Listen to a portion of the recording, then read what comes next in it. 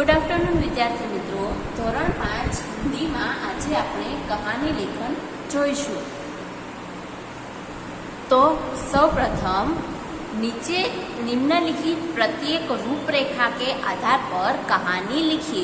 निम्नलिखित प्रत्येक रूपरेखा के आधार पर कहानी लिखिए, उसे उचित शीर्षक दीजिए और बताइए कि इस कहानी से क्या सीख मिलती है। नीचे आपेला मुद्दाओना आधारे कहानी लखो अने तेने योग्य शीर्षक आपो अने ते कहानीमांथी आपणे शुं सीख मळी छे ते लखो। तो सौप्रथम आपणे मुद्दा जोईए। एक मजदूर, मुर्गी खरीदना, अजीब मुर्गी, रोज सोने का एक अंडा देना, मजदूर का खुश होना, धनवान बनने की इच्छा, सभी सोने के अंडे एक साथ प्राप्त करने की इच्छा, मुर्गी को मारना, कुछ भी हाथ न लगना, पछताना और सीख। एक मजदूर, मुर्गी खरीदना, अजीब मुर्गी, रोज सोने का एक अंडा देना, मजदूर का खुश होना, धनवान बनने की इच्छा, सभी सोने के अंडे एक साथ प्राप्त करने की इच्छा, मुर्गी को मारना, कुछ भी हाथ न लगना, पछताना और अंत में आता है सीख। तो ये रूपरेखा के आधार पर हम कहानी लिखते हैं। एक मजदूर, तो किसी गांव में एक गरीब मजदूर रहता था। किसी गांव में एक गरीब मजदूर रहता था। एक दिन उसने एक मुर्गी खरीदी। वह मुर्गी अजीब थी। वह रोज सोने का एक अंडा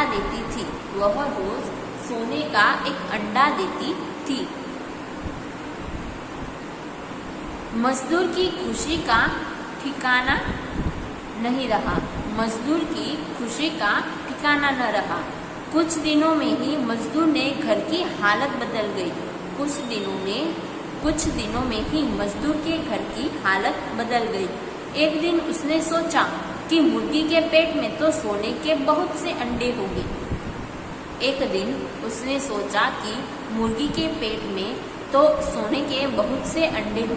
यदि मैं इस मुर्गी को मार डालूं तो सभी अंडे मुझे एक साथ मिल जाएंगे।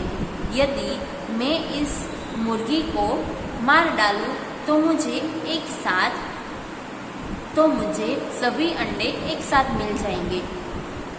मैं एकदम बड़ा धनवान बन जाऊंगा। दूसरे दिन मजदूर ने मुर्गी के पेट को चीर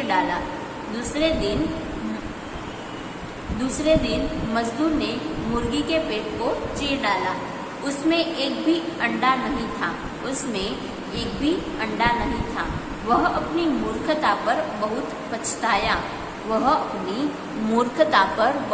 पछताया और अंत में हमें सीख मिलती है कि लालच का फल हमेशा बुरा होता है। तो ये थी रूपरेखा के आधार पर कहानी। अब हम ये कहानी विस्तार से शीर्षक और सीख के साथ देखते हैं। सर्वप्रथम इस कहानी का शीर्षक है लालच का फल। ये कहानी का शीर्षक है लालच का फल। अब हम कहानी देखते हैं। किसी गांव में एक गरीब मजदूर रहता था। एक गाम में एक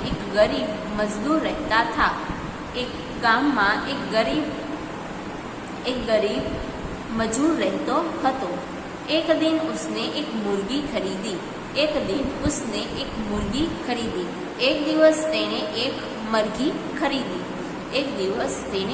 मरघी खरीदी। वह मुर्गी अजीब थी। ते मरघी अजीब एटले के कंईक विचित्र हती। वह रोज सोने का एक अंडा देती थी। ते रोज सोनाનું एक ईंडું आपती हती। मजदूर की खुशी का ठिकाना नहीं रहा। ते माणसनी खुशीनो कोई पार ज न रह्यो। તે માણસ અત્યંત ખુશ થઈ ગયો। कुछ दिनों में ही मजदूर के घर की हालत बदल गई। कुछ दिनों में ही मजदूर के घर की हालत बदल गई। થોડાક દિવસોમાં જ તેના ઘરની હાલત બદલી ગઈ। થોડા દિવસોમાં જ મજૂરે તેના ઘરની हालत बदली नाखी। एक दिन उसने सोचा कि मुर्गी के पेट में तो सोने के बहुत से अंडे होंगे। एक दिन उसने सोचा कि मुर्गी के पेट में तो सोने के बहुत से अंडे होंगे। एक दिवस तेने विचार्યું कि मरघीना पेटમાં તો સોનાના ઘણા બધા ઈંડા હશે। एक दिवस तेने विचार्યું कि मरघीना पेटમાં तो सोनाना खूब ज ईंडा हशे। यदि मैं इस मुर्गी को मार डालूं, यदि मैं इस मुर्गी को मार डालूं तो सभी अंडे मुझे एक साथ मिल जाएंगे। तेने विचार्યું कि जो हूँ आ मुर्गीने मारी नाखूं तो एक साथे हूँ बधा ज ईंडा मेळवी लईश। मैं एकदम बड़ा धनवान बन जाऊंगा। मैं एकदम बड़ा धनवान बन जाऊंगा। हूँ जल्दी थी ज धनवान बनी जाइश। हूँ जल्दी थी धनवान बनी जाइश। दूसरे दिन मजदूर ने मुर्गी के पेट को चीर डाला। दूसरे दिन मजदूर ने मुर्गी के पेट को चीर डाला। बीजा दिवसे मजूरे ते मरघीना पेटने चीरी नाख्યું।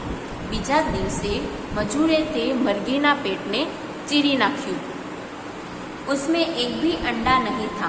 उसमें एक भी अंडा नहीं था। तेमा एक पण ईंडू हतुं नहीं। वह अपनी मूर्खता पर बहुत पछताया। वह अपनी मूर्खता पर बहुत पछताया। ते पोतानी मूर्खता पर खूब ज पछतायो। ते पोतानी मूर्खता पर खूब ज पछतायो। तो ऐसे मजदूर ने मुर्गी को मार डाला और उसे एक भी अंडा नहीं मिला।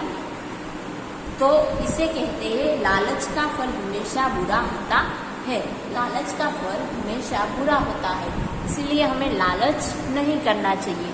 तो ये कहानी से हमें ये सीख मिलती है कि लालच का फल हमेशा बुरा होता है। लालच का फल हमेशा बुरा होता है। लालचનું ફળ હંમેશા ખરાબ જ હોય છે, માટે આપણે લાલચ કરવી જોઈએ નહીં। इसीलिए हमें लालच नहीं करनी चाहिए। तो विद्यार्थी मित्रों, આજનું તમારું હોમવર્ક છે આ મુદ્દા અને કહાની। મુદ્દા કહાની તમારે તમારી હિન્દીની નોટબુકમાં વ્યાકરણ વિભાગમાં લખવાનું છે। કહાની, તેના મુદ્દા, તેનું શીર્ષક અને શીખ આ બધું જ તમારે તમારી હિન્દીની નોટબુકમાં લખવાનું છે।